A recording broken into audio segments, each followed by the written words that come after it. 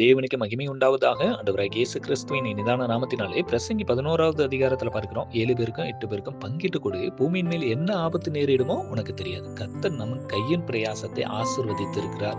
எவ்வளவோ நன்மைகளை செய்திருக்கிறார். நாமும் கர்த்தருடைய பிள்ளைகள் ஏழை எளியோருக்கு இறங்க வேண்டும், அவர்களுக்கு நன்மை செய்ய வேண்டும். வசனம் சொல்லுகிறது, வாலிபனே உன் இளமையிலே சந்தோஷப்படு, உன் வாலிப நாட்களிலும் உன் இருதயம் உன்னை பூரிப்பாக்கட்டும், உன் நெஞ்சின் வழிகளிலும் உன் கண்ணின் காட்சிகளிலும் நட.